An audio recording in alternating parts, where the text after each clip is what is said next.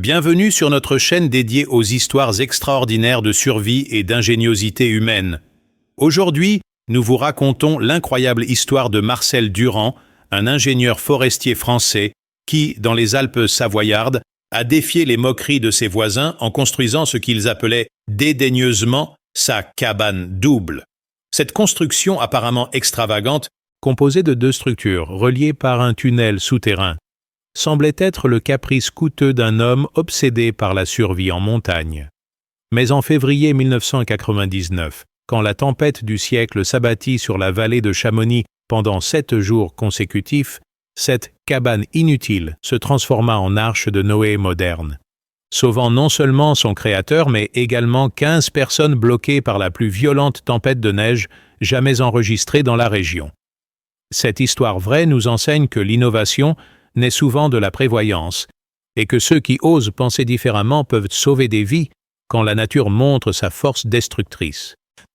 N'oubliez pas de vous abonner à notre chaîne pour découvrir d'autres récits inspirants de survie et d'ingéniosité.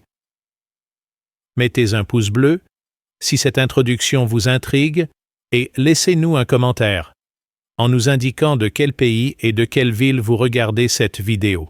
Votre soutien nous encourage à continuer de partager ces témoignages extraordinaires de l'ingéniosité humaine. Préparez-vous à découvrir comment une folie apparente peut devenir la clé du salut. Vivre. Paragraphe 1. En 1995, Marcel Durand, ingénieur forestier de 52 ans et passionné de montagne depuis son enfance dans les Vosges, acquit un terrain isolé dans la vallée de Chamonix, à 1400 mètres d'altitude, avec un projet qui allait faire jaser tout le voisinage pendant des années. Ce terrain de 3 hectares, situé dans un cirque naturel, entouré de sommets culminant à plus de 3000 mètres, était considéré par les locaux comme impossible à construire, en raison de son exposition au vent dominant et de sa vulnérabilité aux avalanches. Mais Marcel y voyait l'emplacement idéal pour concrétiser un rêve qu'il caressait depuis des décennies: créer un refuge de montagne totalement autonome et insubmersible. Marcel n'était pas un novice en matière de survie en montagne. Diplômé de l'École nationale des eaux et forêts, ancien guide de haute montagne et vétéran de plusieurs expéditions himalayennes, il avait accumulé une expérience unique des conditions extrêmes et développé une philosophie personnelle de la préparation aux catastrophes naturelles. La montagne ne pardonne jamais l'improvisation, répétait-il souvent à ses proches. Il faut anticiper l'impossible, prévoir l'imprévisible et construire pour affronter ce que la nature peut déchaîner de pire. Et son projet architectural défiant toutes les conventions locales consistait en la construction de 2 chalets identiques, distants de 100 mètres, reliés par un tunnel souterrain bétonné de 2 mètres de diamètre. Cette conception révolutionnaire, qu'il avait mis au point après des années d'études météorologiques et géologiques, visait à créer un système de survie redondant capable de résister aux pires conditions climatiques imaginables. Chaque chalet était conçu pour abriter 15 personnes pendant 1 mois complet en totale autonomie, avec ses propres réserves d'eau, de nourriture et d'énergie. L'annonce de ce projet suscita immédiatement les sarcasmes du voisinage montagnard. Pierre Lombard, maire de la commune d'Argentières, déclara publiquement que « Monsieur Durand dépense une fortune pour construire 2 maisons là où une seule serait largement suffisante. C'est du gaspillage pur et simple, une lubie d'ingénieur parisien qui ne comprend rien à la montagne savoyarde. » Cette opposition locale reflétait la méfiance traditionnelle des montagnards envers les étrangers venus de la plaine avec leurs idées nouvelles. Jacques Moreau, propriétaire du chalet voisin et guide de montagne respecté, renchérissait avec ironie. Marcel construit sa cabane double comme s'il s'attendait à un déluge biblique. En 30 ans de montagne, je n'ai jamais vu de tempête qui nécessiterait une telle installation. C'est de la paranoïa déguisée en ingénierie. Ces moqueries, répétées dans tous les cafés de la vallée, transformèrent rapidement Marcel en figure locale pittoresque, l'excentrique qui construisait un bunker de luxe dans les Alpes. Cependant, Marcel poursuivait méthodiquement son projet sans se laisser décourager par les critiques. Il avait étudié minutieusement les archives météorologiques de Météo France remontant à 1850 et identifié un cycle de tempêtes exceptionnelles qui frappèrent la région tous les 50 à 60 ans. La dernière catastrophe majeure datait de 1938, quand une tempête de 8 jours avait isolé complètement la vallée de Chamonix, causant la mort de 23 personnes piégées dans des refuges insuffisamment équipés. Les travaux commencèrent à l'été 1996 et nécessitèrent 2 années complètes pour s'achever. Marcel dirigeait personnellement le chantier, supervisant chaque détail de cette construction hors norme. Les fondations des chalets descendaient à 4 mètres de profondeur, ancrées dans le roc par des micropieux en acier. Les murs, épais de 60 cm, combinaient béton armé et isolation renforcée pour résister aux contraintes thermiques extrêmes et aux pressions de la neige. Le tunnel souterrain représentait l'élément le plus innovant et le plus coûteux du projet. Creusé à 3 mètres sous terre pour éviter le gel permanent, ce passage était équipé d'un système de ventilation sophistiqué, d'un éclairage de secours alimenté par panneaux solaires et même d'un rail miniature permettant de transporter rapidement vivres et équipements d'un chalet à l'autre. Cette installation, digne d'une base militaire, provoquait l'hilarité générale chez les locaux qui la surnommaient le métro de Marcel. Chaque chalet était conçu comme une forteresse de survie autonome. Les réserves d'eau étaient constituées de citernes enterrées de 10 000 litres chacune, alimentées par captage de source et récupération d'eau de pluie. L'énergie provenait de panneaux solaires couplés à des éoliennes spécialement conçues pour les vents violents, complétées par un générateur diesel de secours. Les réserves alimentaires, stockées dans des chambres froides souterraines, pouvaient nourrir 30 personnes pendant 2 mois. La communication avec l'extérieur était assurée par un système radio sophistiqué avec antenne rétractable, résistant au vent de 200 km/h, doublé d'un système satellite de secours.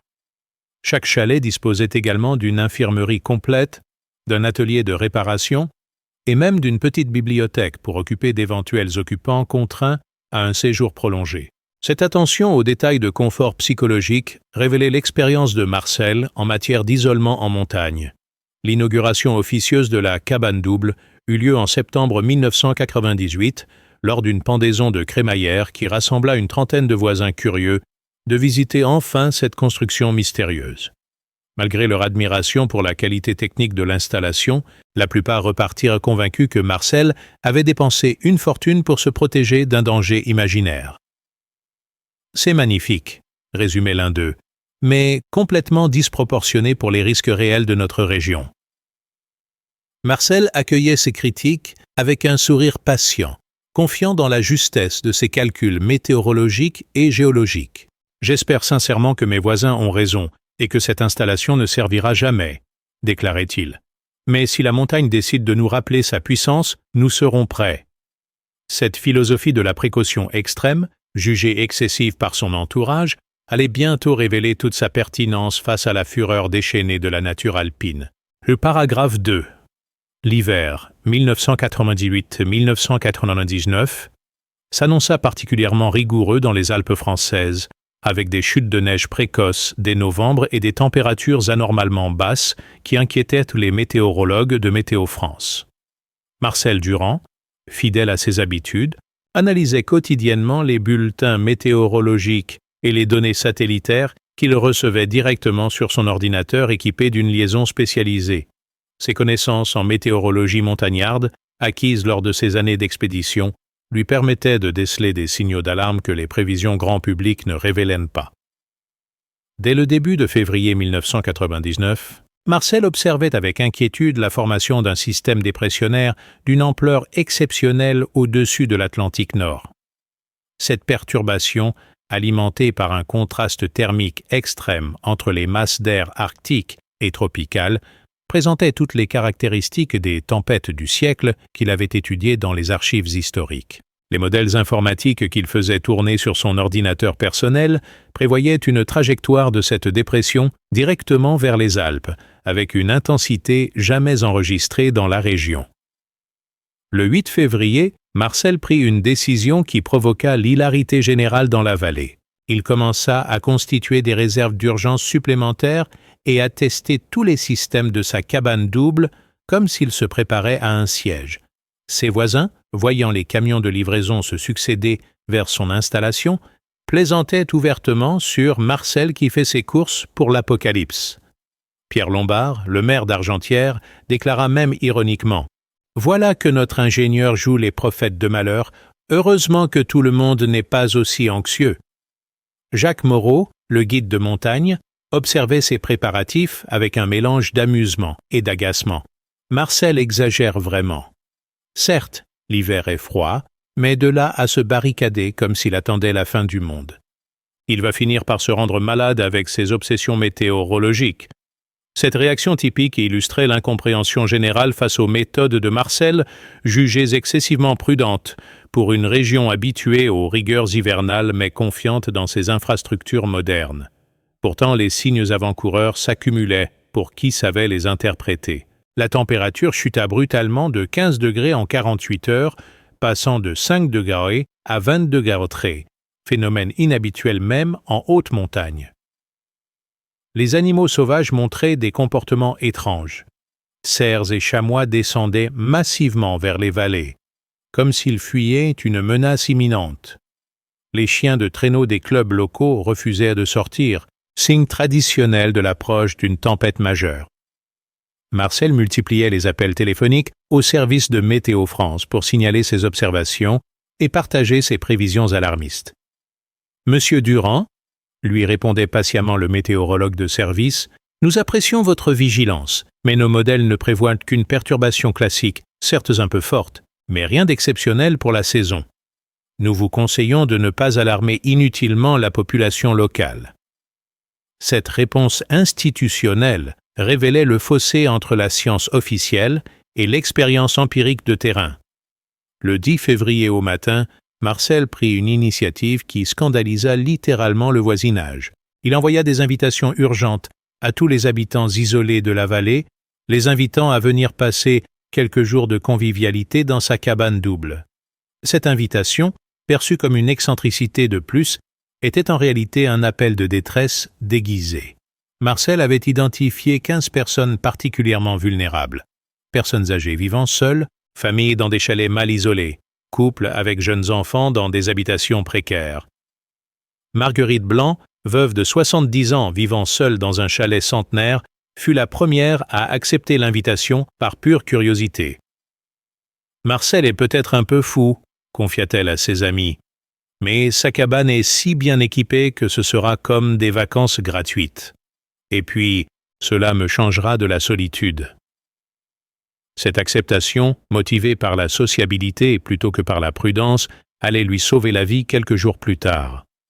La famille Moretti, composée de 2 jeunes parents et de leurs jumeaux de 3 ans, accepta également l'invitation après quelques hésitations.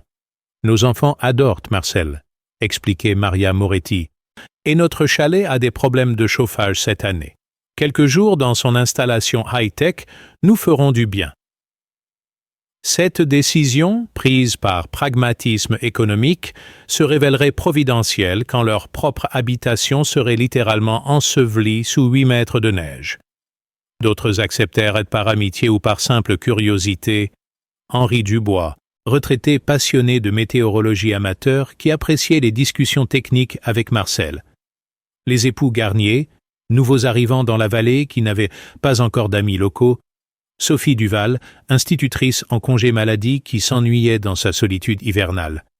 Au total, 13 personnes répondirent favorablement à cette invitation inhabituelle, sans imaginer qu'elles venaient de prendre la décision la plus importante de leur existence. Ceux qui refusèrent l'invitation le firent avec des commentaires moqueurs qui révélaient l'incrédulité générale. « Merci Marcel », répondit Jacques Moreau. « Mais je préfère rester chez moi plutôt que de jouer au scout dans ton bunker. » Pierre Lombard déclina également. « J'ai des responsabilités municipales. Je ne peux pas me permettre de suivre les lubies d'un ingénieur parano. » Ces refus, dictés par l'orgueil et l'incrédulité, allaient coûter cher à ceux qui les formulaient. Le 11 février au soir, 13 invités s'installaient donc dans la cabane double de Marcel, dans une atmosphère de fête improvisée qui masquait l'angoisse grandissante de leur hôte. Celui-ci surveillait obsessionnellement ses instruments météorologiques qui affichèrent des valeurs de plus en plus alarmantes. Pression atmosphérique en chute libre, vent en forte accélération, température continuant sa dégringolade vers des niveaux arctiques. La tempête du siècle approchait, mais seul Marcel en avait pleinement conscience. Dugger. Paragraphe 3. Le 12 février 1999, à 4h37 du matin, l'anémomètre de Marcel enregistra la première rafale de vent dépassant les 150 km/h, signal d'alarme qui le réveilla immédiatement dans son chalet principal où il s'était installé avec ses invités. Dehors, le monde avait basculé dans un chaos blanc d'une violence inouïe. La neige tombait horizontalement, poussée par des vents d'une puissance jamais enregistrée dans la région, créant un mur impénétrable qui réduisait la visibilité à moins de 2 mètres. En quelques heures, cette tempête allait transformer la paisible vallée de Chamonix en piège mortel pour tous ceux qui n'avaient pas trouvé refuge. Marcel se leva discrètement pour ne pas alarmer ses invités encore endormis et se dirigea vers sa salle de contrôle pour vérifier l'ensemble de ses systèmes de surveillance. Les écrans affichaient des données terrifiantes. Rafale de vent atteignant 100,80 km/h, température extérieure à 28 degrés C, avec un facteur de refroidissement éolien descendant à 45 degrés C. Chute de neige à un rythme de 15 cm par heure. Ces valeurs, qui dépassaient tous les records historiques de la région, confirmaient ses pires prévisions. La radio locale, encore opérationnelle, commençait à diffuser des bulletins d'alerte d'urgence. Tempête exceptionnelle en cours sur l'ensemble des Alpes du Nord. Vent violent, chute de neige massive, température extrême. La population est instamment priée de rester à l'abri et de ne sortir sous aucun prétexte. Les services de secours sont temporairement suspendus en raison des conditions météorologiques extrêmes. Ces annonces officielles, diffusées d'une voix tendue, révélaient que même les autorités étaient dépassées par l'ampleur du phénomène. Vers 7 heures du matin, les premiers invités se réveillèrent et découvrirent avec stupeur le spectacle de désolation qui s'offrait aux fenêtres blindées du chalet.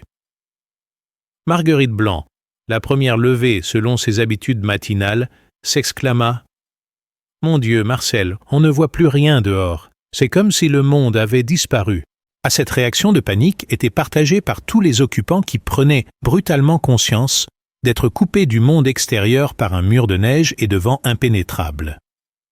Henri Dubois, retraité passionné de météorologie, rejoignit Marcel devant les instruments de mesure et blêmit en découvrant les relevés. « Marcel, ces chiffres sont impossibles. On n'a jamais vu de tel vent en montagne. Et cette température, c'est du niveau arctique ?» Cette confirmation par un expert amateur légitimait les craintes de Marcel et révélait progressivement à ses invités l'ampleur exceptionnelle de la situation qu'ils vivaient. Vers 9 heures, les communications avec l'extérieur commencèrent à se dégrader. La ligne téléphonique fut coupée par la chute d'un pylône sous la violence du vent. Le réseau de téléphonie mobile cessa de fonctionner quand les antennes relais furent arrachées ou ensevelies. Seul le système radio de Marcel, protégé par son antenne rétractable et ses systèmes redondants, maintenait un contact précaire avec les secours de Chamonix qui tentèrent de coordonner les opérations d'urgence depuis leur bunker. Les nouvelles qui arrivaient par radio étaient catastrophiques. Jacques Moreau, le guide de montagne qui avait refusé l'invitation de Marcel, lançait des appels de détresse depuis son chalet dont la toiture commençait à céder sous le poids de la neige accumulée. « Le toit de ma maison s'effondre, les murs bougent, je suis piégé au rez-de-chaussée avec ma famille. » Ces messages désespérés révélèrent l'ampleur de la catastrophe qui frappait tous ceux qui avaient sous-estimé la violence de cette tempête exceptionnelle. Pierre Lombard, le maire d'Argentière, tentait de coordonner les secours depuis la mairie. Mais ses moyens étaient dérisoires face à l'ampleur de la catastrophe. « Nous avons perdu le contact avec la moitié des habitations isolées », annonçait-il sur les ondes. Les routes sont impraticables. Les hélicoptères ne peuvent pas décoller. Nous sommes complètement coupés du monde extérieur. Chaque famille doit se débrouiller avec ses propres moyens. Cette abdication de fait des autorités locales soulignait l'impréparation générale face à un phénomène d'une telle ampleur. Dans la cabane double de Marcel, l'atmosphère oscillait entre émerveillement devant la prévoyance de leur hôte et angoisse croissante face à l'isolement complet. Maria Moretti serrait ses jumeaux contre elle en murmurant « Marcel, combien de temps cela va-t-il durer? Notre maison va-t-elle résister ?» Ces questions angoissées révélaient que même les plus confiants commençaient à mesurer la gravité exceptionnelle de la situation. Marcel tentait de rassurer ses invités tout en surveillant constamment ses systèmes de sécurité. « Nous sommes en sécurité ici. Nous avons tout ce qu'il faut pour tenir plusieurs semaines si nécessaire. » Mes instruments indiquent que cette tempête durera probablement entre 5 et 8 jours selon mes calculs. Il faut juste être patient et faire confiance aux équipements. Cette assurance calculée masquait ses propres inquiétudes, car même ses prévisions les plus pessimistes n'avaient pas anticipé une violence aussi extrême. Vers midi, un événement dramatique confirma la sagesse des précautions de Marcel. Son voisin le plus proche, Antoine Mercier, qui vivait seul dans un chalet à 500 mètres, lança un appel de détresse sur la fréquence radio d'urgence. « Au secours, mon chalet s'effondre, je suis coincé sous les poutres, quelqu'un peut-il venir m'aider ?» Ce cri d'agonie, diffusé dans toute la vallée, révélait que la tempête faisait déjà ses premières victimes parmi ceux qui étaient restés isolés. L'impossibilité absolue de porter secours à Antoine Mercier illustrait cruellement l'impuissance générale face aux éléments déchaînés. Sortir par de telles conditions équivalait à un suicide certain. Visibilité nulle, vent capable de projeter un homme à terre, froid mortel en quelques minutes d'exposition. Marcel et ses invités n'avaient d'autre choix que d'écouter, impuissants, les appels de plus en plus faibles de leurs voisins, jusqu'à ce que le silence retombe sur les ondes, silence qui signifiait probablement le pire. Cette première tragédie révéla brutalement aux occupants de la cabane double qu'ils assistaient à un cataclysme d'ampleur historique qui dépassait largement une simple tempête hivernale. Ils comprenaient progressivement que sans la prévoyance apparemment excessive de Marcel, ils auraient tous partagé le sort tragique d'Antoine Mercier. Cette prise de conscience transformait définitivement leur perception de leur hôte. L'excentrique était devenu leur sauveur. Paragraphe 4. Le deuxième jour de la tempête révéla l'ampleur catastrophique du phénomène qui s'abattait sur la région alpine. Les accumulations de neige, poussées par des vents d'une violence inouïe, créaient des congères de 8 à 10 mètres de hauteur qui ensevelissaient littéralement les constructions traditionnelles. Marcel, surveillant ses instruments depuis sa salle de contrôle, constatait avec effroi que ses prévisions les plus pessimistes étaient largement dépassées. La tempête ne faiblissait pas, bien au contraire. Elle semblait puiser dans des réservoirs d'énergie atmosphérique illimités pour maintenir sa fureur destructrice. Les appels de détresse se multipliaient sur les fréquences radio d'urgence, créant un concert de terreur qui glaçait le sang des occupants de la cabane double. La famille Bertrand, composée des grands-parents et de 3 petits-enfants, était piégée au premier étage de leur chalet dont le rez-de-chaussée avait été entièrement enseveli pendant la nuit. « Nous n'avons plus de chauffage, les enfants ont froid. Combien de temps pouvons-nous tenir ?» criait le grand-père dans son micro, sa voix trahissant un désespoir grandissant. Plus dramatique encore était la situation des époux Garnier, dont Marcel avait tenté vainement de convaincre les voisins de venir se réfugier dans sa cabane. Leur appel de détresse, reçu vers 14 heures, révélait l'horreur de leur situation. « Notre toit s'est effondré cette nuit. Ma femme est blessée à la jambe. Nous sommes barricadés dans la cave, mais l'eau commence à monter. Quelqu'un peut-il nous aider ?» Cette supplication désespérée illustrait tragiquement les conséquences de l'impréparation face à un phénomène d'une telle ampleur.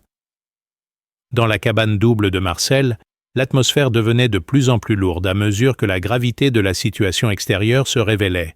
Sophie Duval, l'institutrice, tentait de distraire les jumeaux Moretti en leur racontant des histoires, mais les cris de détresse qui résonnaient régulièrement dans les haut-parleurs du système radio créaient un climat d'angoisse permanent.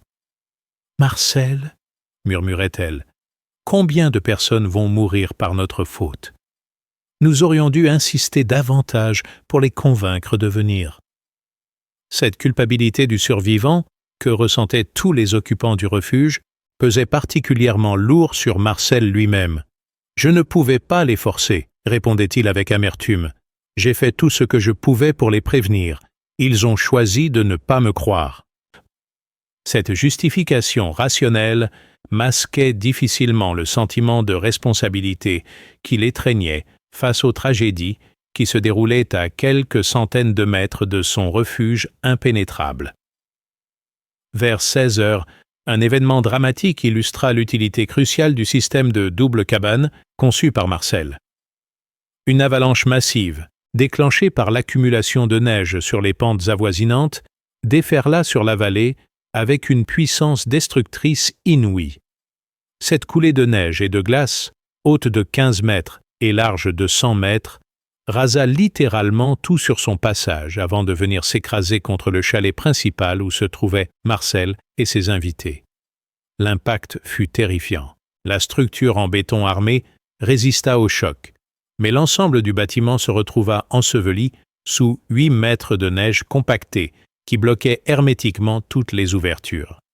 En quelques secondes, les 14 occupants se retrouvaient prisonniers d'un tombeau de neige, plongés dans une obscurité totale et coupés de toute communication avec l'extérieur. Sans le système de tunnels et de chalets de secours conçu par Marcel, ils auraient tous été condamnés à mourir d'asphyxie.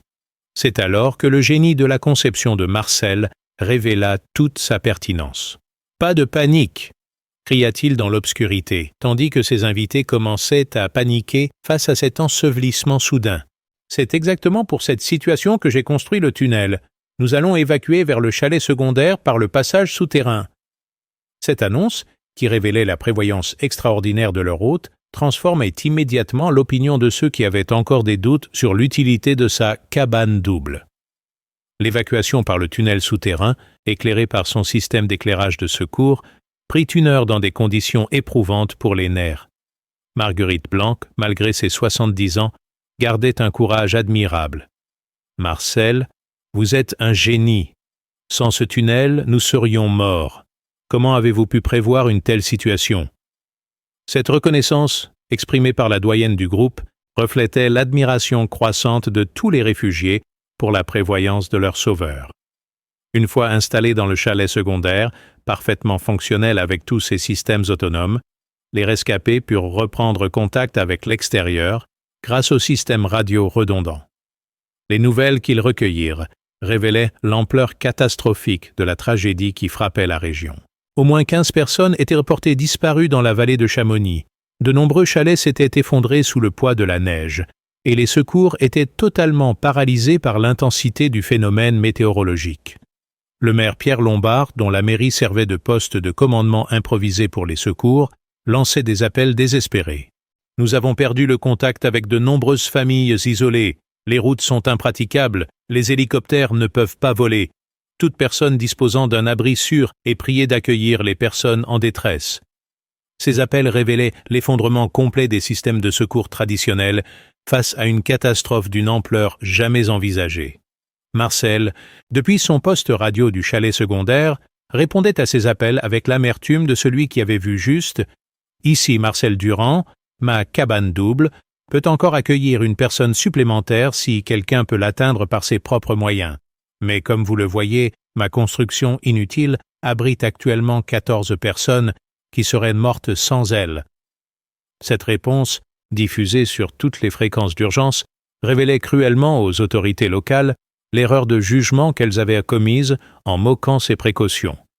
Henri Dubois, observant par les fenêtres blindées du chalet secondaire l'apocalypse blanche qui continuait de s'abattre sur la vallée, résumait l'opinion générale des rescapés. « Marcel, nous vous devons la vie. Sans votre prévoyance que nous avons tous moquée, nous serions tous morts à l'heure qu'il est. Cette tempête dépasse tout ce qu'on peut imaginer. » Cette reconnaissance, bien que tardive, validait enfin la philosophie de précaution extrême que Marcel avait appliquée à sa construction révolutionnaire. Abaduaki, paragraphe 5. Le 3e jour de la tempête marqua un tournant dramatique dans la tragédie qui frappait la vallée de Chamonix. L'intensité du phénomène météorologique, loin de faiblir comme l'espéraient les services de prévision, semblait au contraire puiser dans des réservoirs d'énergie atmosphérique inépuisables pour maintenir sa fureur destructrice. Marcel, analysant les données de ses instruments sophistiqués, constatait avec inquiétude que cette tempête défiait tous les modèles météorologiques connus et prenait les proportions d'un cataclysme climatique historique. Les accumulations de neige atteignaient désormais des hauteurs vertigineuses qui transformaient complètement la topographie de la région. Les reliefs habituels disparaissaient sous des congères de 15 à 20 mètres, qui créaient un paysage lunaire d'une désolation absolue. Marcel calculait que plus de 8 mètres de neige fraîche étaient tombés en 72 heures, quantité qui représentait normalement les précipitations de tout un hiver dans cette région pourtant habituée aux rigueurs alpines. Dans le chalet secondaire où s'étaient réfugiés Marcel et ses 14 invités, l'organisation de la survie à long terme devenait une préoccupation majeure. La réserve d'eau, alimentée par le captage de sources souterraines, fonctionnait parfaitement malgré le gel intense qui sévissait à l'extérieur. Le système de chauffage géothermique, conçu pour résister aux conditions les plus extrêmes, maintenait une température confortable à l'intérieur du refuge. Les générateurs électriques tournaient en alternance, économisant le carburant tout en assurant l'alimentation des équipements vitaux. La gestion psychologique du groupe devenait cependant de plus en plus délicate, à mesure que l'isolement se prolongeait et que les nouvelles extérieures révélaient l'ampleur de la catastrophe. Sophie Duval, l'institutrice, organisait des activités pour occuper les enfants Moretti qui commençaient à montrer des signes de stress face à cette situation exceptionnelle. « Il faut maintenir un semblant de normalité », expliquait-elle à Marcel, surtout pour les petits qui ne comprennent pas ce qui se passe. Marguerite Blanc, malgré son âge, se révélait être un pilier moral du groupe. Son expérience de la guerre et des privations lui donnait une sérénité que les plus jeunes admiraient. « Mes enfants, disait-elle aux autres réfugiés, j'ai connu l'occupation, les bombardements, la faim. Cette tempête passera comme tout passe. L'important est de rester unis et de faire confiance à Marcel qui nous a sauvés. » Ces paroles apaisantes contribuaient à maintenir le moral collectif face à une épreuve que personne n'avait anticipée. Les nouvelles radios révélaient quotidiennement l'aggravation de la situation dans l'ensemble de la région alpine. Les autorités de Chamonix annonçaient officiellement 15 morts confirmés et plus de 40 personnes portées disparues. Bilan dramatique qui s'alourdissait d'heure en heure. Jacques Moreau, le guide de montagne qui avait refusé l'invitation de Marcel, était porté disparu depuis 48 heures, après l'effondrement de son chalet. Cette tragédie personnelle touchait particulièrement Marcel, qui conservait de l'amitié pour cet homme malgré leurs désaccords. Pierre Lombard, le maire d'Argentière, tentait de coordonner les secours depuis son poste de commandement improvisé, mais ses moyens étaient dérisoires face à l'ampleur de la catastrophe. « Nous attendons des renforts de Grenoble et de Lyon », annonçait-il sur les ondes. Mais les routes d'accès à la vallée sont complètement coupées. Même les engins de déblaiement ne peuvent pas circuler par de telles conditions. Nous devons attendre la fin de la tempête pour organiser les secours. Cette impuissance officielle soulignait l'isolement total de la région. Vers 15 heures, un événement inattendu apporta une note d'espoir dans cette atmosphère de désolation. Une voix faible se fit entendre sur la fréquence radio d'urgence. « Ici, Claude Ferrand, je suis bloqué sous l'avalanche dans ma voiture. Près du refuge de Marcel, je vois sa lumière. Est-ce que quelqu'un peut m'aider ?»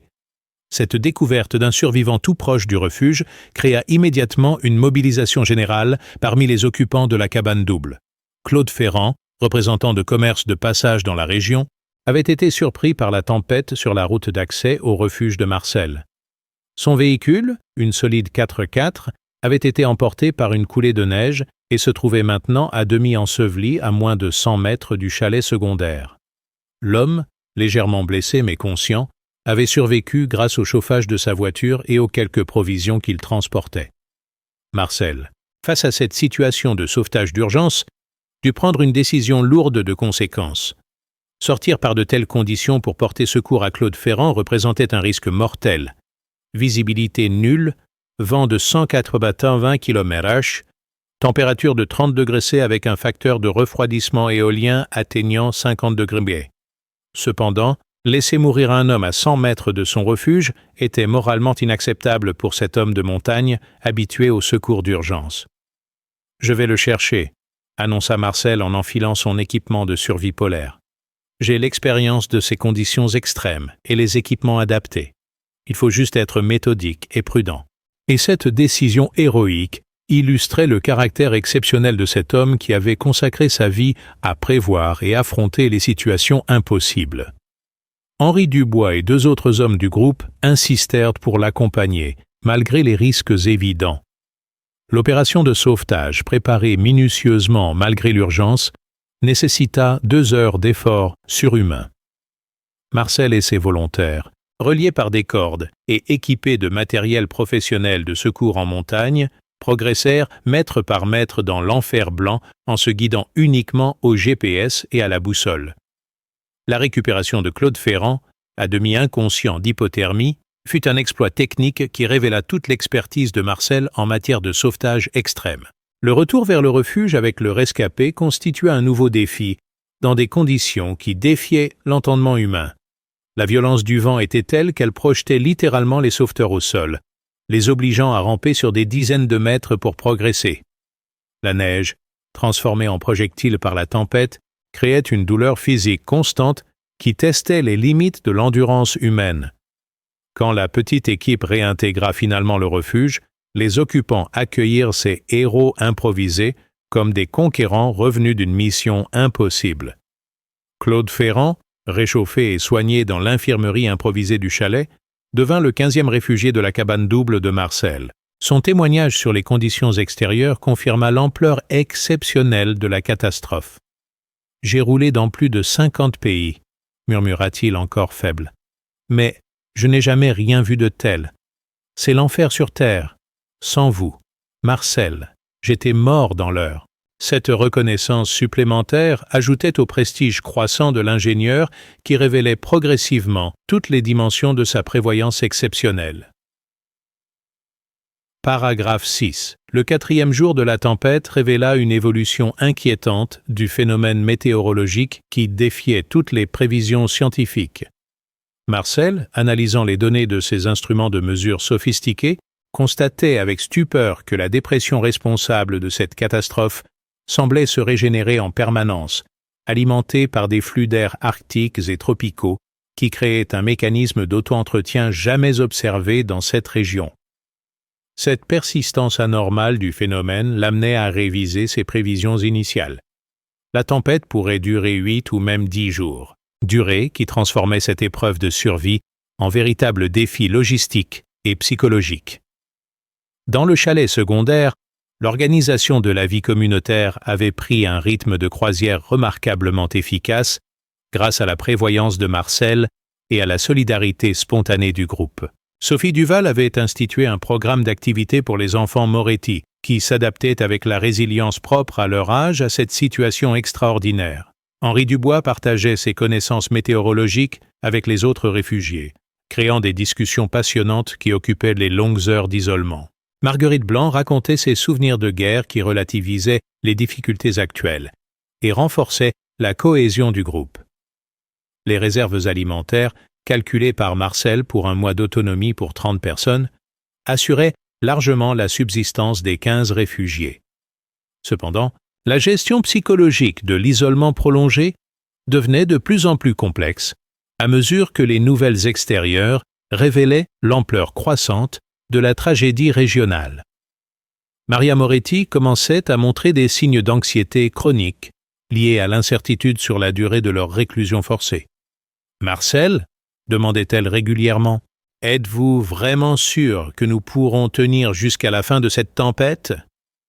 Pour répondre à ces inquiétudes légitimes, Marcel organisa une réunion d'information complète où il présenta l'ensemble de ses systèmes de survie et rassura le groupe sur leur capacité à affronter une épreuve prolongée. « Nous disposons d'eau pour 2 mois grâce aux sources souterraines, » expliquait-il méthodiquement. « De nourriture pour 6 semaines, de carburant pour les générateurs pendant 2 mois et de bois de chauffage d'appoint pour tout l'hiver. Nous pouvons tenir largement jusqu'au retour des beaux jours si nécessaire. » Cette démonstration rassura considérablement les réfugiés qui mesuraient progressivement l'étendue de la prévoyance de leur hôte. Les communications radio révélaient quotidiennement l'aggravation de la situation dans l'ensemble des Alpes françaises. Cette tempête, initialement localisée sur la vallée de Chamonix, s'étendait maintenant au département de la Savoie et de la Haute-Savoie, paralysant complètement les secours et isolant des dizaines de milliers de personnes.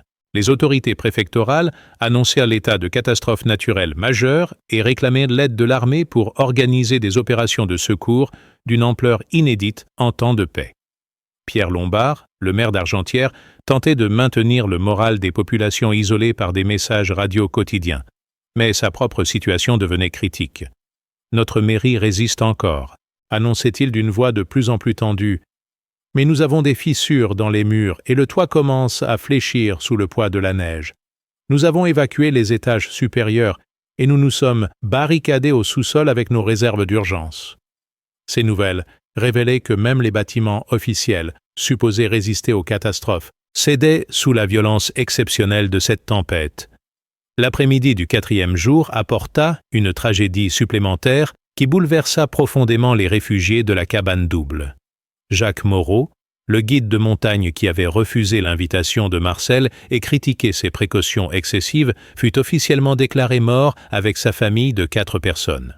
Leur chalet s'était complètement effondré sous une avalanche secondaire et aucun signal de vie n'était parvenu depuis 48 heures, malgré les tentatives de contact répétées. Cette nouvelle personnelle toucha particulièrement Marcel, qui conservait de l'estime pour Jacques malgré leurs désaccords. « C'était un bon guide et un brave homme », murmura-t-il avec émotion. « Il a simplement sous-estimé l'ampleur de cette tempête, comme beaucoup d'autres.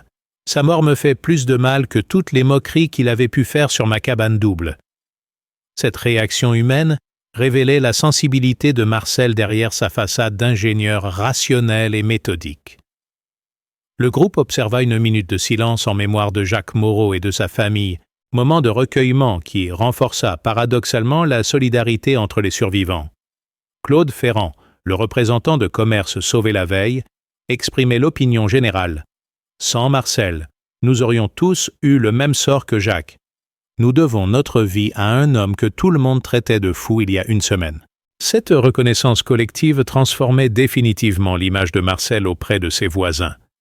Vers 18 heures, un événement inattendu apporta une lueur d'espoir dans cette atmosphère de désolation.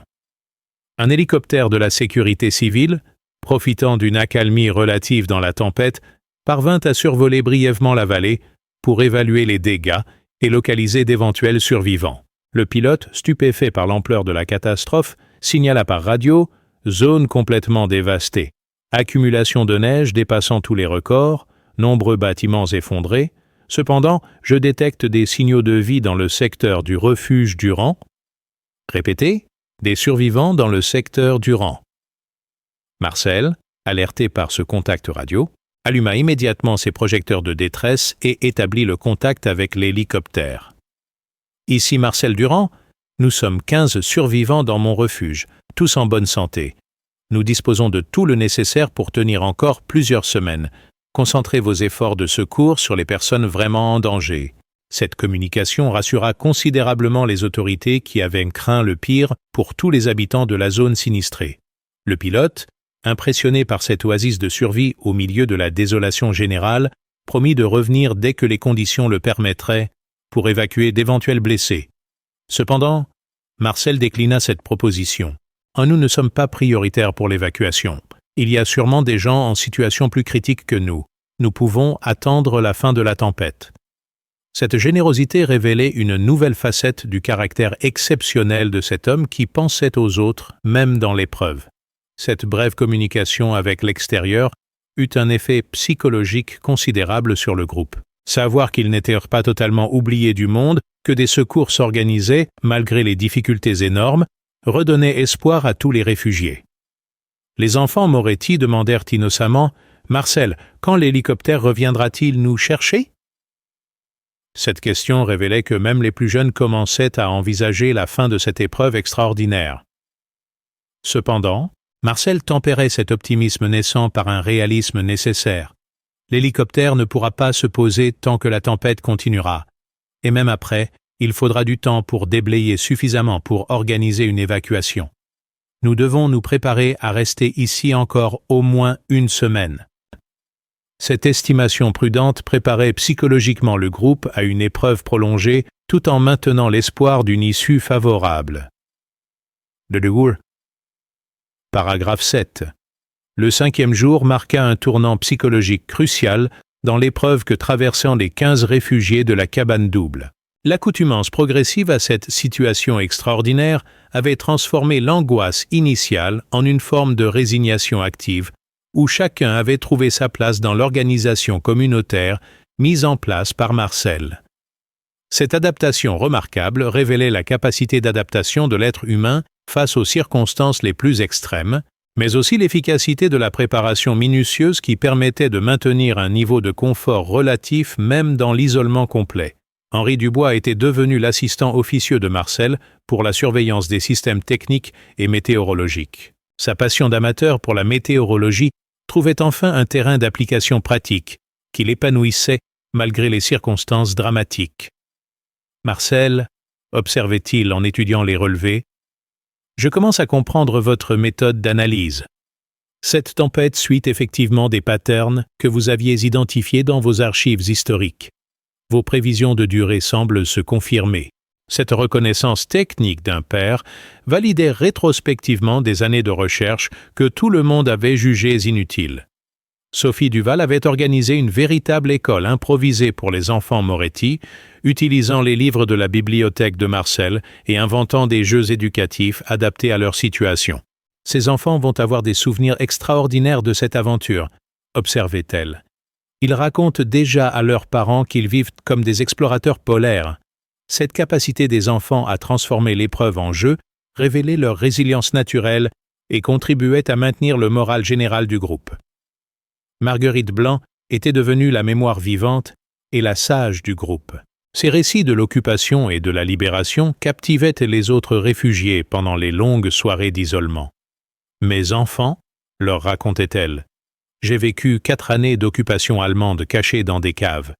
Cette tempête ne durera que quelques jours de plus, et ici, nous avons Marcel qui a pensé à tout, contrairement à nous pendant la guerre qui n'avions rien. » Ces comparaisons historiques relativisaient l'épreuve actuelle et renforcèrent la confiance collective. Maria Moretti, initialement la plus anxieuse du groupe, avait trouvé un équilibre en s'occupant de l'intendance alimentaire et en aidant Sophie avec ses enfants. « Je n'aurais jamais imaginé que je pourrais m'adapter à une telle situation », confiait-elle à Marcel. « Au début, j'avais peur de devenir folle dans cet isolement. Maintenant, je me dis que c'est presque des vacances forcées, loin du stress de la ville. » Cette évolution psychologique illustrait la capacité humaine d'adaptation aux circonstances les plus inhabituelles. Claude Ferrand, le représentant de commerce sauvé in extremis le 3e jour, s'était révélé être un conteur né qui divertissait le groupe avec ses anecdotes de voyage accumulées pendant 20 ans de représentation commerciale. « J'ai visité 60 pays, racontait-il, mais jamais je n'ai vécu une aventure aussi intense que ces quelques jours avec vous. Marcel, votre cabane double est plus confortable que la plupart des hôtels où j'ai séjourné. » Cette reconnaissance d'un professionnel du voyage validait la qualité exceptionnelle de l'installation. Les communications radio de ce 5e jour révélaient une évolution encourageante de la situation générale. Pierre Lombard annonçait depuis sa mairie « La tempête semble légèrement faiblir selon nos instruments. Les services météorologiques prévoient une accalmie possible dans les prochaines 48 heures. Nous préparons les équipes de secours pour intervenir dès que les conditions le permettront. » Cette perspective de fin prochaine redonnait espoir à tous les survivants isolés de la vallée. Cependant, Marcel tempérait cet optimisme par son analyse technique. Les relevés que je fais ici indiquent effectivement une légère baisse de l'intensité, mais nous restons dans des conditions extrêmes. Il faut encore attendre au moins 2 ou 3 jours avant que les secours puissent vraiment intervenir. Cette prudence, fruit de son expérience de la montagne, évitait les déceptions liées à des espoirs prématurés. L'après-midi apporta une surprise inattendue, qui révéla une nouvelle facette de la prévoyance de Marcel. En explorant les réserves de son chalet secondaire, le groupe découvrit une cave à vin exceptionnelle que leur hôte avait constituée au fil des années. « Marcel !» s'exclama Henri Dubois en découvrant des bouteilles de Grand Cru. « Vous aviez même prévu de bien manger et bien boire pendant l'apocalypse. » Cette découverte détendit l'atmosphère et permit d'organiser un repas de fête improvisé, qui souda définitivement le groupe. « J'ai toujours pensé, » expliquait Marcel, en débouchant une bouteille de Châteauneuf-du-Pape de 1990, que si on doit survivre à une catastrophe, autant le faire avec un minimum de civilisation. Le moral est aussi important que la nourriture pour traverser une épreuve comme celle-ci. Cette philosophie hédoniste tempérait l'image d'austérité que pouvait donner sa préparation quasi militaire à la survie. La soirée qui suivit ce repas exceptionnel fut marquée par une ambiance de convivialité que personne n'aurait imaginé possible dans de telles circonstances. Les langues se délièrent, les confidences s'échangèrent, les liens se créèrent entre des personnes qui se connaissaient à peine une semaine plus tôt. Claude Ferrand résumait l'évolution du groupe. Nous sommes arrivés ici comme des voisins distants, et nous repartirons comme une famille. Cette épreuve nous a transformés. Le 5e jour marqua un tournant psychologique crucial dans l'épreuve que traversaient les 15 réfugiés de la cabane double. L'accoutumance progressive à cette situation extraordinaire avait transformé l'angoisse initiale en une forme de résignation active, où chacun avait trouvé sa place dans l'organisation communautaire mise en place par Marcel. Cette adaptation remarquable révélait la capacité d'adaptation de l'être humain face aux circonstances les plus extrêmes, mais aussi l'efficacité de la préparation minutieuse qui permettait de maintenir un niveau de confort relatif même dans l'isolement complet. Henri Dubois était devenu l'assistant officieux de Marcel pour la surveillance des systèmes techniques et météorologiques. Sa passion d'amateur pour la météorologie trouvait enfin un terrain d'application pratique qui l'épanouissait malgré les circonstances dramatiques. « Marcel, observait-il en étudiant les relevés, je commence à comprendre votre méthode d'analyse. Cette tempête suit effectivement des patterns que vous aviez identifiés dans vos archives historiques. Vos prévisions de durée semblent se confirmer. » Cette reconnaissance technique d'un père validait rétrospectivement des années de recherche que tout le monde avait jugées inutiles. Sophie Duval avait organisé une véritable école improvisée pour les enfants Moretti, utilisant les livres de la bibliothèque de Marcel et inventant des jeux éducatifs adaptés à leur situation. « Ces enfants vont avoir des souvenirs extraordinaires de cette aventure, » observait-elle. « Ils racontent déjà à leurs parents qu'ils vivent comme des explorateurs polaires. » Cette capacité des enfants à transformer l'épreuve en jeu révélait leur résilience naturelle et contribuait à maintenir le moral général du groupe. Marguerite Blanc était devenue la mémoire vivante et la sage du groupe. Ses récits de l'occupation et de la libération captivaient les autres réfugiés pendant les longues soirées d'isolement. « Mes enfants, leur racontait-elle, j'ai vécu 4 années d'occupation allemande cachées dans des caves. Cette tempête ne durera que quelques jours de plus. Et ici, nous avons Marcel, qui a pensé à tout, contrairement à nous pendant la guerre qui n'avions rien. Ces comparaisons historiques relativisaient l'épreuve actuelle et renforçaient la confiance collective. Maria Moretti, initialement la plus anxieuse du groupe, avait trouvé un équilibre en s'occupant de l'intendance alimentaire et en aidant Sophie avec ses enfants. « Je n'aurais jamais imaginé que je pourrais m'adapter à une telle situation, » confiait-elle à Marcel. « Au début, j'avais peur de devenir folle dans cet isolement. Maintenant, je me dis que c'est presque des vacances forcées, loin du stress de la ville. » Cette évolution psychologique illustrait la capacité humaine d'adaptation aux circonstances les plus inhabituelles. Claude Ferrand, le représentant de Commerce Sauvé in Extremis le 3e jour, s'était révélé être un conteur né qui divertissait le groupe avec ses anecdotes de voyage accumulées pendant 20 ans de représentation commerciale. « J'ai visité 60 pays, racontait-il, mais jamais je n'ai vécu une aventure aussi intense que ces quelques jours avec vous. Marcel, votre cabane double est plus confortable que la plupart des hôtels où j'ai séjourné. » Cette reconnaissance d'un professionnel du voyage validait la qualité exceptionnelle de l'installation. Les communications radio de ce 5e jour révélaient une évolution encourageante de la situation générale. Pierre Lombard annonçait depuis sa mairie « La tempête semble légèrement faiblir selon nos instruments. Les services météorologiques prévoient une accalmie possible dans les prochaines 48 heures. Nous préparons les équipes de secours pour intervenir dès que les conditions le permettront. » Cette perspective de fin prochaine redonnait espoir à tous les survivants isolés de la vallée. Cependant, Marcel tempérait cet optimisme par son analyse technique. Les relevés que je fais ici indiquent effectivement une légère baisse de l'intensité, mais nous restons dans des conditions extrêmes. Il faut encore attendre au moins 2 ou 3 jours avant que les secours puissent vraiment intervenir. Cette prudence, fruit de son expérience de la montagne, évitait les déceptions liées à des espoirs prématurés. L'après-midi apporta une surprise inattendue, qui révéla une nouvelle facette de la prévoyance de Marcel. En explorant les réserves de son chalet secondaire, le groupe découvrit une cave à vin exceptionnelle que leur hôte avait constituée au fil des années. « Marcel !» s'exclama Henri Dubois en découvrant des bouteilles de Grand Cru. « Vous aviez même prévu de bien manger et bien boire pendant l'apocalypse. » Cette découverte détendit l'atmosphère et permit d'organiser un repas de fête improvisé qui souda définitivement le groupe. « J'ai toujours pensé », expliquait Marcel en débouchant une bouteille de Châteauneuf-du-Pape de 1990, que si on doit survivre à une catastrophe, autant le faire avec un minimum de civilisation. Le moral est aussi important que la nourriture pour traverser une épreuve comme celle-ci. Cette philosophie hédoniste tempérait l'image d'austérité que pouvait donner sa préparation quasi militaire à la survie.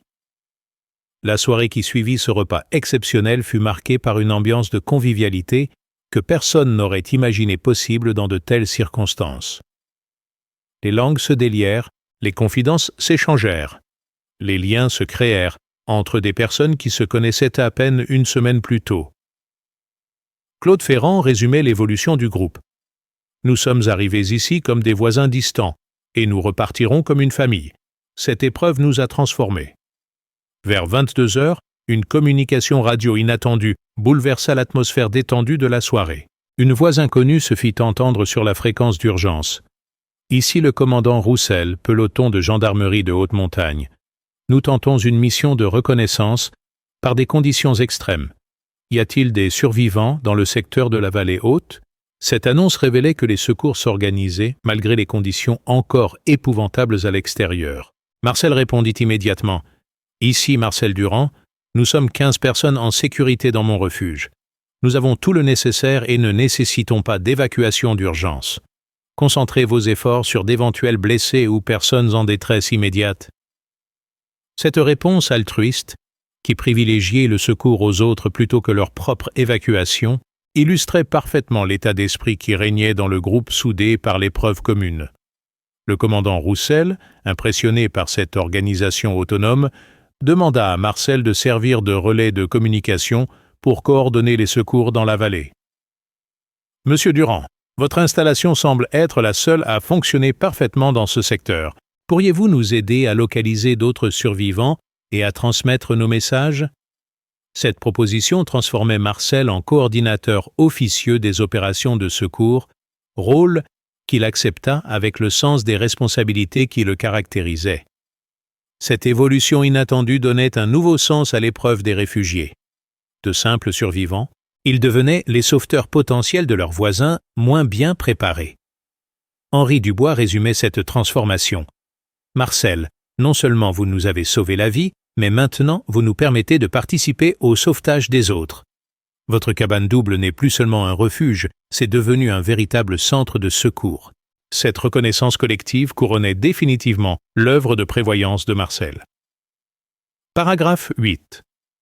Le 6e jour de la tempête marqua le début d'une transformation majeure dans la mission des réfugiés de la cabane double, qui évoluait de la simple survie vers un rôle actif de coordination des secours dans la vallée sinistrée. Marcel, officiellement désigné par les autorités comme relais de communication d'urgence, transformait progressivement son installation en véritable centre de commandement improvisé pour les opérations de sauvetage. Cette évolution révélait une dimension nouvelle de sa prévoyance. Au-delà de protéger les siens, sa cabane double pouvait servir l'ensemble de la communauté en détresse. Les équipements radio sophistiqués de Marcel, initialement conçus pour maintenir le contact avec l'extérieur en cas d'isolement, révélaient désormais toute leur utilité stratégique. Son système à fréquences multiples lui permettait de communiquer simultanément avec les secours officiels, les services météorologiques et les survivants isolés dispersés dans la vallée. Henri Dubois, devenu son assistant technique, admirait cette polyvalence. « Marcel, votre installation rivalise avec les centres de secours professionnels. Comment avez-vous pu prévoir tous ces besoins de communication? Les nouvelles qui parvenaient des équipes de secours révélaient l'ampleur exceptionnelle de l'effort de sauvetage qui s'organisait malgré des conditions encore extrêmes. Le commandant Roussel coordonnait 3 équipes du PGHM, peloton de gendarmerie de haute montagne, équipés de matériel polaire, soutenus par des pisteurs secouristes civils volontaires qui connaissaient parfaitement le terrain.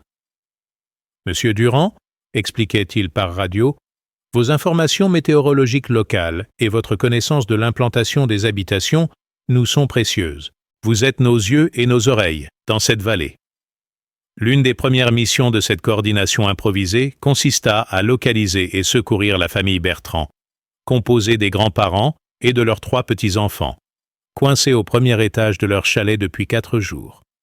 Marcel guidait les secours par radio avec une précision remarquable. Équipe Alpha, le chalet Bertrand se trouve à 200 mètres au nord-est de l'ancien pont de pierre.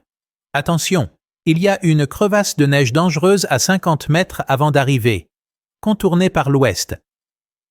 Cette connaissance intime du terrain, acquise au fil des années, s'avérait cruciale pour l'efficacité des opérations. Sophie Duval, l'institutrice, avait trouvé un nouveau rôle en servant d'intermédiaire psychologique avec les enfants en détresse contactés par radio. Sa voix rassurante et sa capacité à parler leur langage apaisaient les petites victimes traumatisées par plusieurs jours d'isolement terrifiant. « Bonjour les enfants », disait-elle dans le micro. « Ici c'est maîtresse Sophie.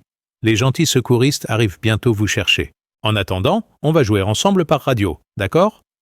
Cette approche humanisait les opérations de secours et révélait l'utilité de chaque membre du groupe. Marguerite Blanc, forte de son expérience des épreuves historiques, servait de conseillère morale pour les adultes en détresse psychologique. Sa sagesse et sa sérénité, transmises par les ondes radio, réconfortaient les survivants isolés qui perdaient espoir. « Mes enfants », leur disait-elle de sa voix apaisante, « j'ai traversé bien pire que cette tempête. Elle finira comme tout finit. Il faut tenir bon encore un peu. Nous pensons tous très fort à vous. » Ces interventions révélaient l'impact psychologique fondamental de la solidarité humaine dans les situations extrêmes.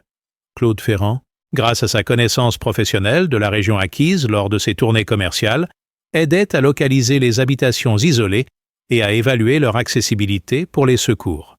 « Attention », prévenait-il les équipes, « le chalet Mercier est dans une zone d'avalanche.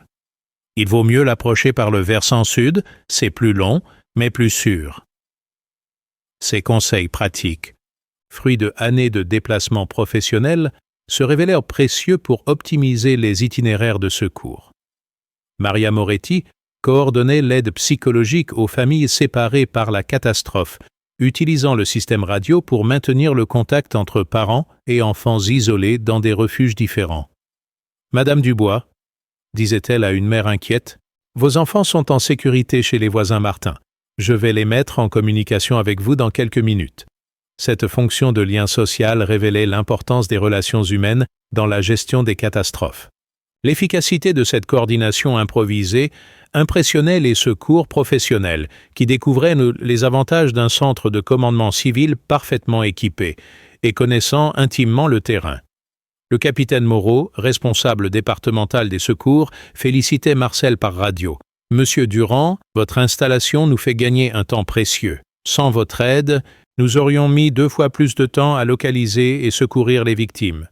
Votre prévoyance sert aujourd'hui toute la communauté. » Cette transformation de rôle révélait une dimension sociale inattendue de la préparation individuelle aux catastrophes.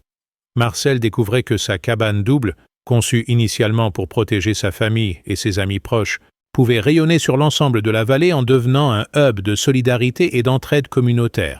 « Je n'avais pas prévu cet aspect », confiait-il à Henri Dubois. « Mais c'est logique.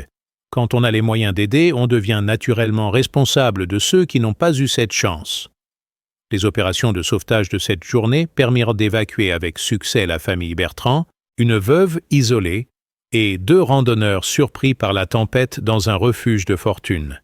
Chaque succès était célébré dans la cabane double comme une victoire collective, renforçant le sentiment d'utilité sociale du groupe. Les enfants Moretti demandaient innocemment « Marcel, est-ce qu'on sauve tout le monde aujourd'hui ?» Cette question révélait comment l'épreuve transformait même les plus jeunes en participants actifs de la solidarité humaine. Cependant, les nouvelles n'étaient pas toutes positives. 3 personnes avaient été retrouvées mortes dans des habitations effondrées, portant le bilan officiel à 18 victimes dans la vallée. Ces tragédies, annoncées par radio, créaient des moments de recueillement dans la cabane double où chacun mesurait sa chance d'avoir survécu.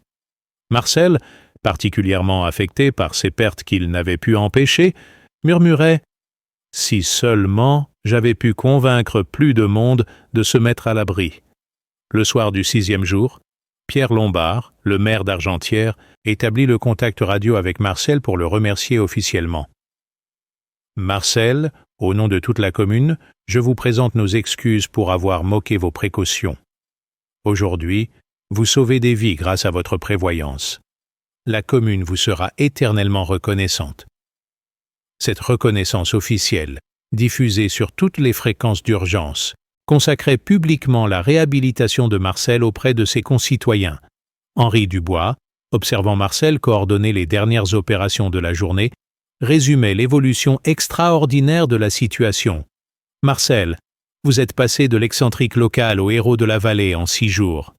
Votre cabane double n'est plus seulement un refuge, c'est devenu le symbole de la prévoyance et de la solidarité. » Cette transformation révélait comment les crises peuvent révéler et récompenser les qualités les plus nobles de l'humanité. Paragraphe 9.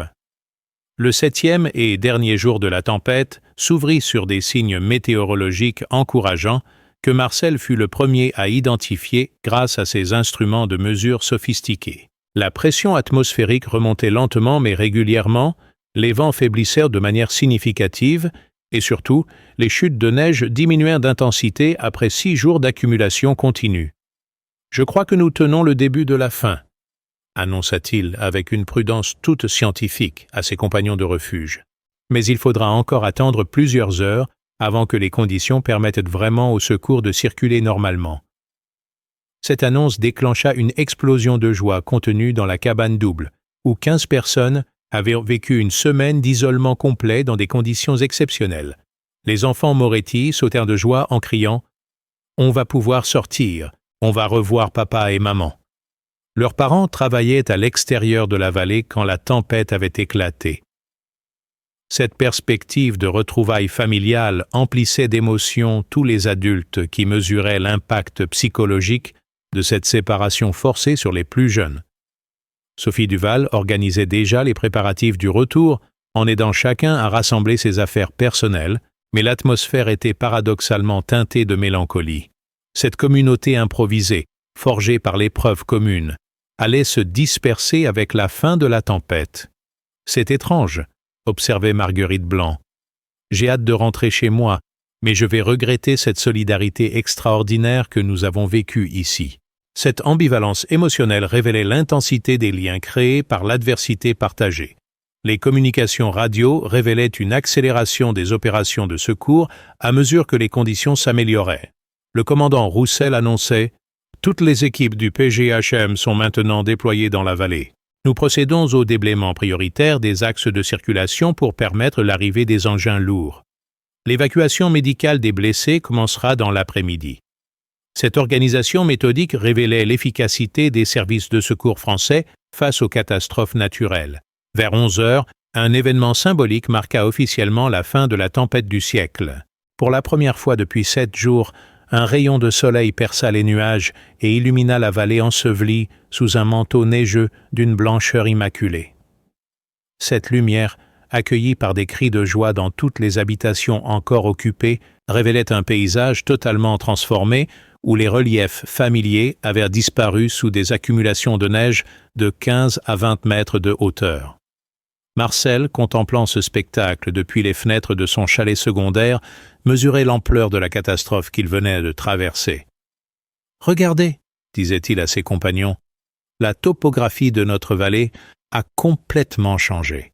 Il faudra des semaines pour retrouver un semblant de normalité. » Cette observation révélait qu'au-delà de l'aspect dramatique immédiat, cette tempête aurait des conséquences durables sur l'organisation de toute la région. L'arrivée du premier hélicoptère de secours vers 14 heures marqua symboliquement la reconnexion de la vallée avec le monde extérieur.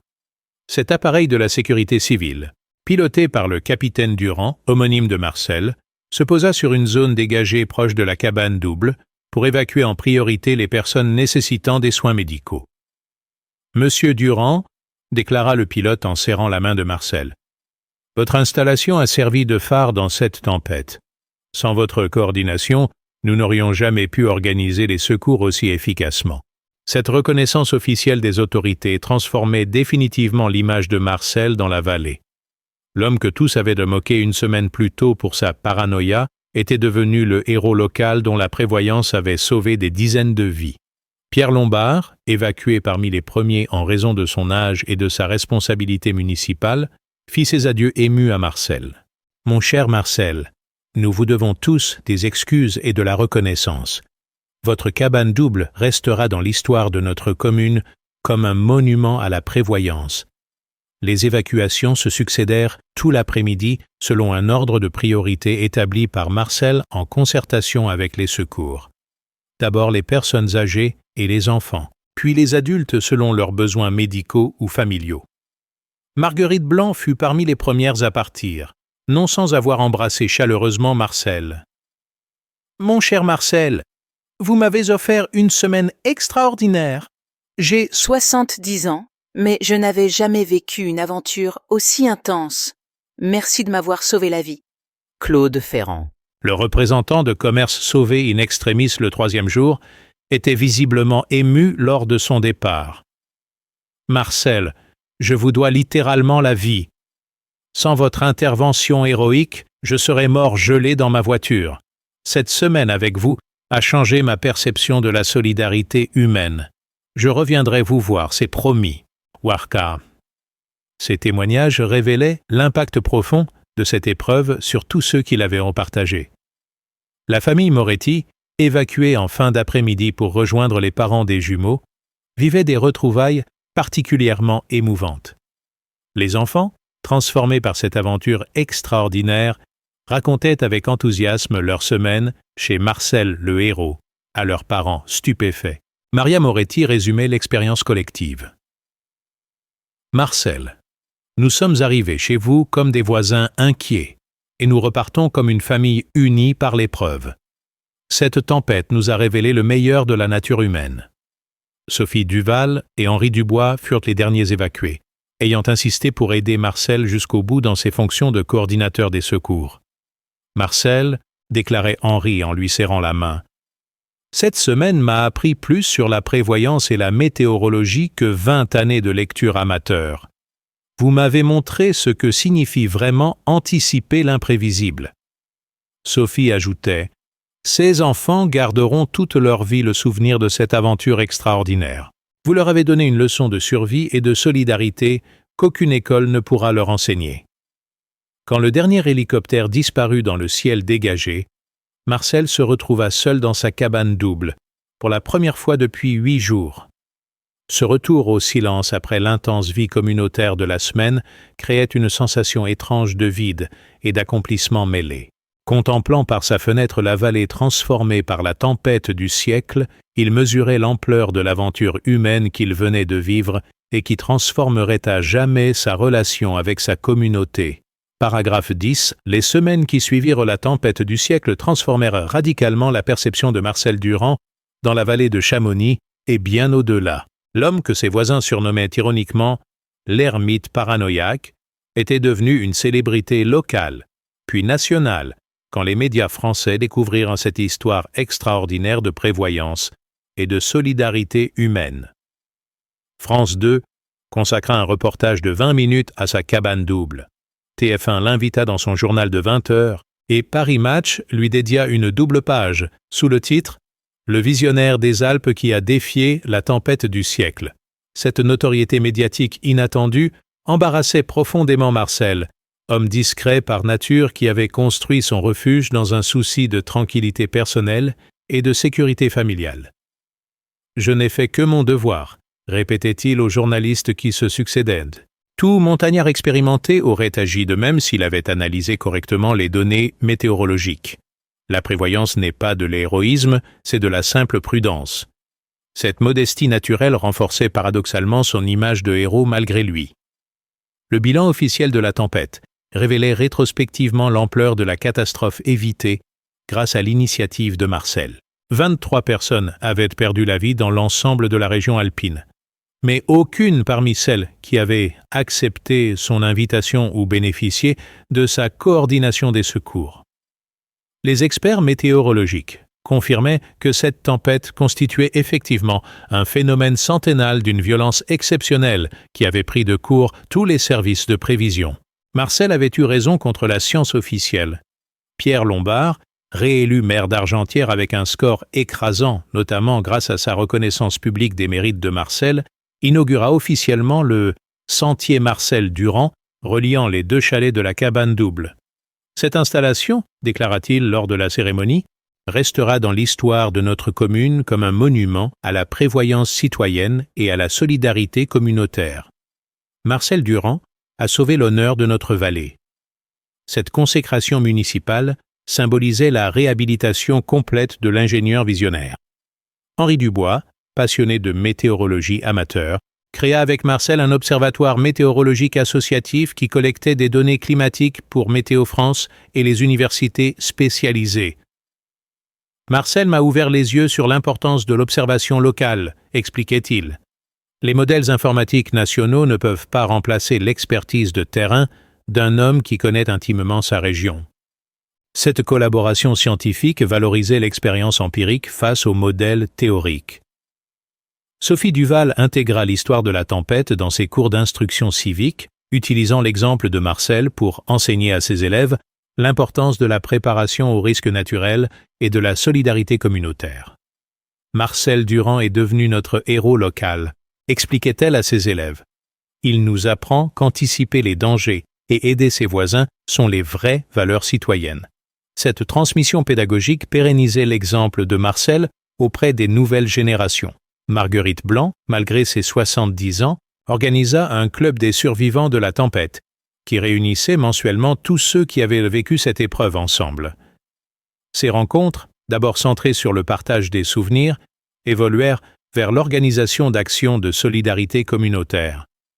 Marcel nous a montré qu'on peut transformer une catastrophe en opportunité de renforcer les liens sociaux, expliquait-elle. Cette pérennisation de l'esprit de solidarité illustrait l'impact durable de l'expérience commune. Claude Ferrand changea radicalement de mode de vie après cette expérience transformatrice. Il quitta son emploi de représentant commercial pour s'installer définitivement dans la vallée où il créa une entreprise de conseil en prévention des risques naturels. Marcel m'a sauvé physiquement, expliquait-il. Mais surtout, il m'a révélé l'importance de la communauté et de l'entraide. Cette tempête a changé ma vision de l'existence. Cette conversion professionnelle témoignait de l'impact profond de l'épreuve sur tous ceux qui l'avaient traversée. La famille Moretti décida de s'installer définitivement dans un chalet proche de celui de Marcel, Maria ayant découvert pendant la tempête sa vocation pour l'aide aux personnes en détresse. Elle créa une association de soutien psychologique aux victimes de catastrophes naturelles. Cette semaine chez Marcel m'a révélé ma vraie mission, expliquait-elle. Aider les autres à surmonter les épreuves est devenu le sens de ma vie. Ses jumeaux, marqués par cette aventure, développèrent une passion précoce pour la météorologie et la montagne. L'installation de Marcel devint un modèle étudié par les spécialistes de la sécurité civile et de l'architecture de survie. Des ingénieurs japonais, américains et suisses vinrent étudier sa conception pour adapter ses innovations à leurs propres contextes géographiques et climatiques. L'École nationale de la météorologie intégra ces méthodes d'analyse dans ses formations et plusieurs communes alpines lui commandèrent des études de faisabilité pour des refuges communautaires similaires. Cette reconnaissance internationale culmina quand Marcel reçut la médaille de la sécurité civile des mains du ministre de l'Intérieur, récompense qui couronnait officiellement son action exceptionnelle. « Monsieur Durand, déclara le ministre, vous incarnez les valeurs françaises de prévoyance citoyenne et de solidarité républicaine. Votre exemple servira de modèle pour toutes les politiques de prévention des risques naturels. » Cette consécration nationale transformait définitivement le statut de Marcel. 15 ans après la tempête du siècle, Marcel Durand était devenu une figure emblématique de la vallée de Chamonix. Sa cabane double, transformée en centre de formation à la prévention des risques naturels, accueillait chaque année des centaines de stagiaires du monde entier.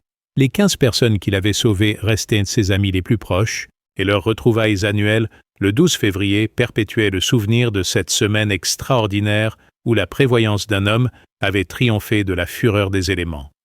Finalement, philosophait Marcel en contemplant sa vallée redevenue paisible. Cette tempête m'a appris que la vraie richesse n'est pas dans la préparation matérielle, mais dans les liens humains qu'on peut créer quand on partage l'épreuve.